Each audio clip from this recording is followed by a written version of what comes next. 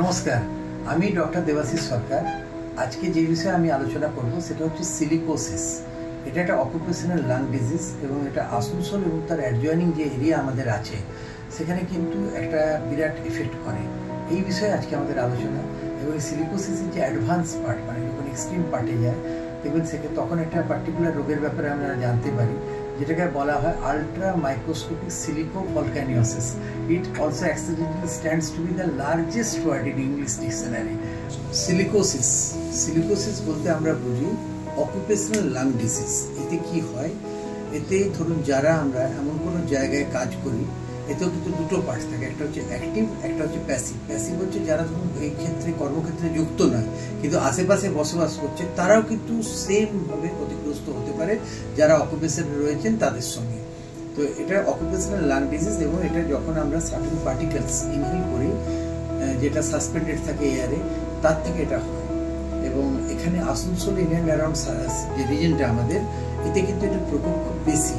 কেন এটা তো কোলবেল্টে হয় কি একটা সাসপেন্ডেড পার্টিকেলস থাকার একটা প্রবণতা খুব বেশি থাকে।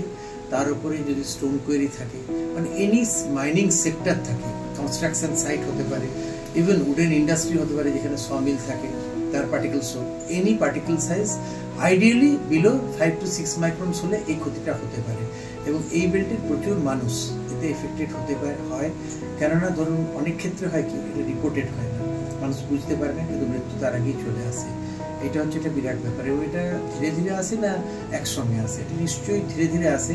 কেন ধরুন আমি ইনহেল করতে করতে এমন একটা জায়গায় পৌঁছে যাই যেখানে এটা তখন মানে অ্যাকিউট ফেজে পৌঁছে যায়, ইমিডিয়েট চিকিৎসার দরকার পড়ে। তার আগে হয়তো কাশি বা হয়তো খুব রেয়ার স্টেজে স্পুটামের সঙ্গে মানে চতুর্থ সঙ্গে একটু রক্ত আসতে পারে, সেগুলো হয়তো কোনো ক্ষেত্রে যদি ওভারলুক করা হয় তাহলে কিন্তু মৃত্যু অবধারিত। কেন এটা লেটার স্টেজে চলে গেলে করার কিছু থাকে না খুব একটা। এবং এটা চিকিৎসাযোগ্য নিশ্চয়ই, কিন্তু চিকিৎসাযোগ্য চেয়েও বেশি এটা প্রতিরোধযোগ্য। যদি আমরা ধরুন মানুষটাকে সেখান থেকে সরিয়ে নিতে পারি বা এনভায়রনমেন্টটাকে এমন একটা ক্রিয়েট করতে পারি যেখানে এই ধরনের সাসপেন্ডেড পার্টিকেলস থাকবে না, তাহলে তার জন্য কি করতে হতে পারে? তার জন্য নাম্বার 1 হচ্ছে যে যেখান থেকে ডাস্ট এমিশন হচ্ছে সেই সোর্সটাকে ট্যাপ করা। যদি সেটা হয়ে থাকে তাহলে কি করবে? যদি সেটা পসিবল না হয়ে থাকে, অনেক ক্ষেত্রে পসিবল হয় না, তাহলে সেক্ষেত্রে তখন কি করতে হবে? ওয়াটার স্প্রেইং যদি হয় তাহলে হবে ওয়াটার স্প্রেইং হলে ডাস্ট পার্টিকেলস যেভাবে উঠছে সেইভাবে উঠবে না। আর থার্ড হচ্ছে এন্ট্রাপমেন্টের কোনো ব্যাপার নেই। আর গাছ লাগানোর ব্যাপারটা তো বলা বাহুল্য। যদি গাছ লাগানো হয় তাহলে গাছ কিন্তু অনেক এই ধরনের পার্টিকেলস সরে দেয়, অ্যাটলিস্ট আমরা এটা কমাতে পারি।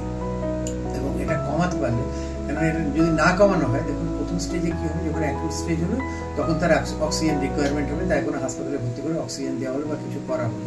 কিন্তু এমন একটা স্টেজ হলো যখন আর এটা করা গেল না, তখন কিন্তু লাং ট্রান্সপ্লান্টের মতো ভয়ানক জিনিস তার দরকার হতে পারে, যেটা কিন্তু এক কথায় প্রায় অসাধ্য ব্যাপার হয়ে ওঠে কেননা তার বাঁচার ক্ষেত্রে। কারণ লাং ট্রান্সপ্লান্ট তো খুব ইজি জিনিস হয় না, কিন্তু আমার মনে হয় এটা প্রতিরোধ করা বেটার। এবং যদি আমরা সোর্সে ট্যাপ করে দিতে পারি সবচেয়ে বেস্ট হয়।